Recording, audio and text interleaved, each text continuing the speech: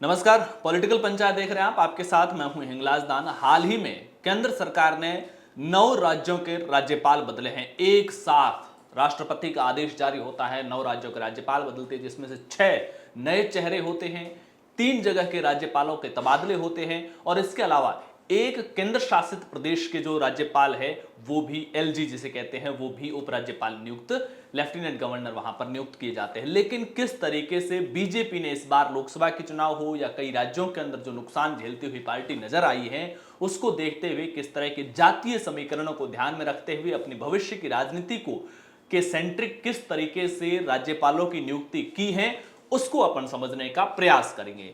9 राज्यपाल और एक लेफ्टिनेंट गवर्नर, टोटल 10 नामों में सबसे पहले शुरुआत करेंगे संतोष गंगवार से, जिनको झारखंड का राज्यपाल बनाया गया है।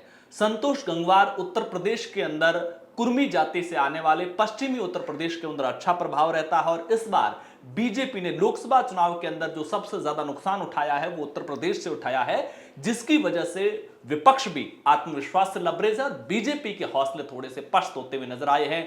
विशेष तौर से पश्चिमी उत्तर प्रदेश के इलाका कहो या पूर्वांचल का इलाका कहो।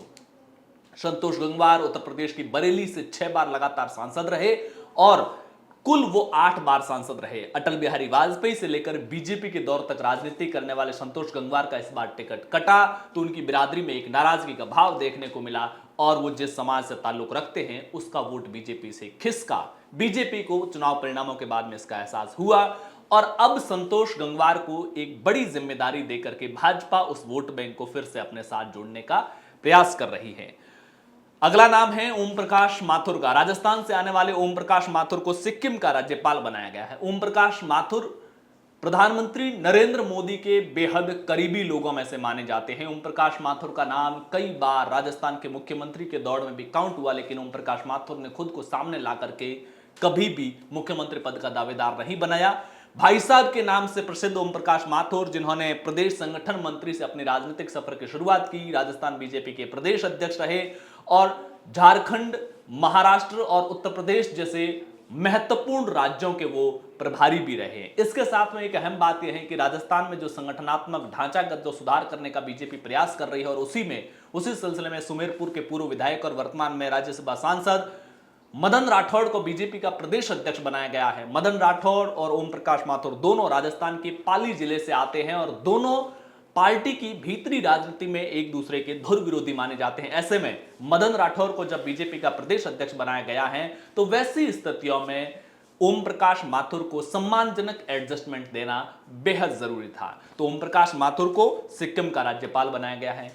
तीसरा नाम है हरिभाऊ बागड़े, जिनको राजस्थान का राज्यपाल बनाया गया है। महाराष्ट्र के औरंगाबाद इलाके में अपनी एक मजबूत राजनीतिक पहचान रखने वाले हरिभाऊ बागड़े मराठा समाज से आते हैं। इस साल महाराष्ट्र में विधानसभा के चुनाव भी है, लिहाजा मराठा राजनीति को लेकर के हरिभाऊ बागड़े की ये जो नियुक्ति है वो बेहद अहम मानी जाती है। इसके अलावा जब देवेंद्र फडणवीस जब महाराष्ट्र के मुख्यमंत्री थे तब हरिभाऊ बागड़े महाराष्ट्र विधानसभा के अध्यक्ष भी रहे हैं। लिहाजा संवैधानिक जो समझ है उनकी टेक्निकली जो एक सरकार चलाने को लेकर के जो समझ होती है वो भी बेहद अहम है और बीजेपी को ऐसा लगता है कि इस नियुक्ति के जरिए औरंगाबाद और आसपास के इलाके में बीजेपी को विधानसभा चुनावों के अंदर फायदा मिलेगा। चौथा नाम है रमन डेका, जिनको छत्तीसगढ़ का राज्यपाल बनाया गया है। असम से आने वाले रमन डेका 2 बार के सांसद रहे हैं और इसके अलावा एबीवीपी से बीजेपी में आए थे और असम की राजनीति में एक ऐसी बिरादरी से वो ताल्लुक रखते हैं जिनकी इमेज लड़ाका बिरादरी के तौर पर है। लिहाजा बीजेपी आने वाली भविष्य की राजनीतिक तौर पर इस नियुक्ति के जरिए उस समुदाय को अपने साथ जोड़ने की कोशिश कर रहे हैं। 5वां नाम है लक्ष्मण आचार्य। ये असम के राज्यपाल बने हैं, इससे पहले वो सिक्किम के राज्यपाल थे, उनका तबादला करके उनको असम भेजा गया है। उत्तर प्रदेश के वाराणसी से आने वाले लक्ष्मण आचार्य प्रधानमंत्री के विश्वस्त माने जाते हैं। इसके साथ साथ वो संगठन की राजनीति के और संगठनात्मक समझ उनकी बेहद अच्छी मानी जाती है और यही वजह है कि उनको पहले सिक्किम का, उसके बाद में अब असम का राज्यपाल बनाया गया है।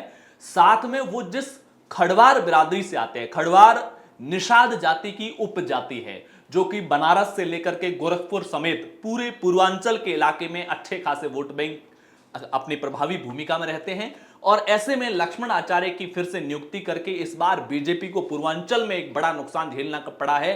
प्रधानमंत्री नरेंद्र मोदी अपने खुद के संसदीय क्षेत्र से मात्र 1.5 लाख वोटों से चुनाव जीते हैं। लिहाजा बीजेपी जो कुछ भी कमियां रही हैं, उसको जो कुछ पेच ढीले रहे हैं राजनीतिक तौर पर, संगठनात्मक तौर पर, जातीय समीकरणों के तौर पर, उसको फिर से ठीक करना चाहती है। लिहाजा लक्ष्मण आचार्य को सिक्किम के बाद में फिर से असम के राज्यपाल के तौर पर नियुक्ति देकर के निषाद वोट बैंक में एक मैसेज देने की बीजेपी ने कोशिश की है।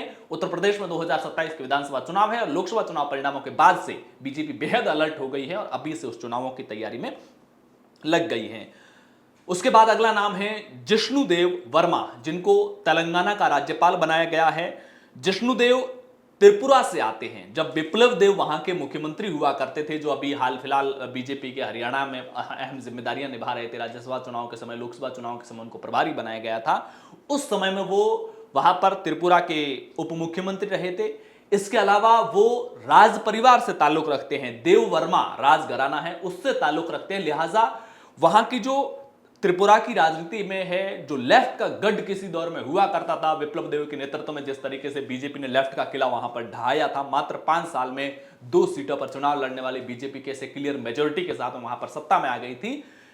और राम मंदिर आंदोलन जिस दौर था, उस दौर में जिष्णुदेव वर्मा ने बीजेपी को ज्वाइन किया था और आज के दौर में उनकी वहां की बीजेपी की राजनीति में बेहद अहम भूमिका रहती है। और नॉर्थ ईस्ट पर बीजेपी का विशेष ध्यान भी है, क्योंकि नॉर्थ ईस्ट में अभी बीजेपी को जातीय समीकरणों के लिहाज से मुख्य जो इंडी अलायंस है उससे बहुत बड़ा चैलेंज नहीं मिल रहा है। लिहाजा वो अपने नॉर्थ ईस्ट के किले को पूरी तरह से पैकअप रखना चाहती है। अगला नाम है CH विजय शंक।